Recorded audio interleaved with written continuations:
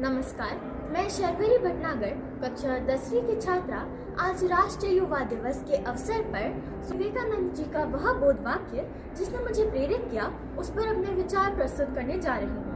अपनी अंतस्थ आत्मा को छोड़कर कभी किसी और के आगे सिर मत झुकाओ। यह बोध वाक्य न केवल एक पंक्ति है बल्कि जीवन जीने की दिशा है।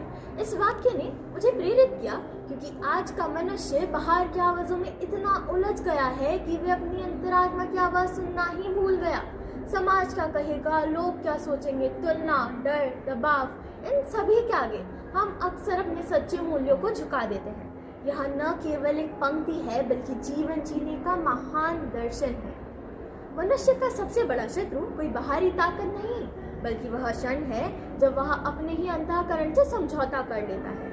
ईश्वर का मौन स्वर ही हर मनुष्य के भीतर एक आवाज होती है जो बिना चिल्लाए, बिना प्रचार किए सत्य और असत्य का भेद बता दे, और उसी को हम अंतरात्मा कहते हैं। जब मेरे घर परिजनों के साथ अगले वर्ष के लिए विषय चुनने की चर्चा हुई तब सभी का मत था कि मुझे वाणिज्य विषय को चुनना चाहिए क्योंकि आज के समय में इस विषय का बहुत महत्व है तथा इसके आधार पर हम हमारे लक्ष्यों को भी प्राप्त कर सकते हैं।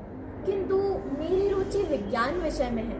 तभी बहुत समय तक असमंजस की स्थिति रही, किंतु अंत में मैंने मेरी अंतरात्मा की ही आवाज सुनी और निर्णय लिया कि मैं विज्ञान विषय का ही चयन करूं। इतिहास गवाह है कि जिन्होंने भी अपनी अंतरात्मा के आगे ही सिर झुकाया वे इतिहास में बदलाव ला सके, जैसे महात्मा गांधी जी, स्वामी विवेकानंद जी, भगत सिंह जी आदि। इन सभी ने भीड़ का नहीं अपनी आत्मा का साथ दिया।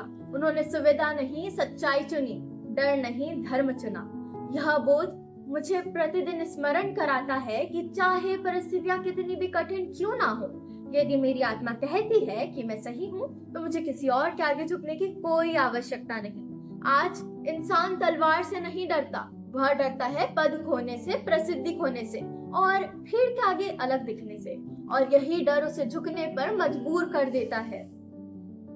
मनुष्य का सबसे बड़ा शत्रु कोई बाहरी ताकत नहीं बल्कि वह क्षण है जब वह अपने ही अंतःकरण से समझौता कर लेता है। कुछ लोग कहते हैं किसी के आगे न झुकना अहंकार है, किंतु आज मैं पूछती हूँ, क्या स्वामी विवेकानंद जी अहंकारी थे? क्या महात्मा गांधी जी अहंकारी थे? और क्या भगत सिंह जी भी अहंकारी थे? नहीं, वे स्वाभिमानी थे, और स्वाभिमान कहता है मैं सत्य के आगे झुकूंगा किंतु सत्ता के आगे नहीं। अंत में मैं बस इतना ही कहना चाहूंगी कि दुनिया आपको बदलने का प्रयास करेगी, सांचों में ढालने की कोशिश करेगी, किंतु आपकी शक्ति आपके भीतर है। यदि आप अपनी नजरों में महान हैं, तो आपको दुनिया की नजरों में महान बनने की कोई आवश्यकता नहीं। जो व्यक्ति केवल अपने ही अंतरात्मा के आगे सिर झुकाता है वे पूरी दुनिया को सिर उठाकर देखने का साहस रखता है। अंतः स्थितम यदा चेतः सत्येन परिपूर्णतम नमेत न कस्यचित् लोके आत्मे पुरुरचति। अर्थात जब मन भीतर सत्य से पूर्ण हो जाता है तब वह व्यक्ति संसार में किसी के आगे नहीं सर झुकाता, क्योंकि तब कि अपनी आत्मा ही उसकी गुरु बन जाती है। धन्यवाद। आप सभी को युवा दिवस की हार्दिक शुभकामनाएं।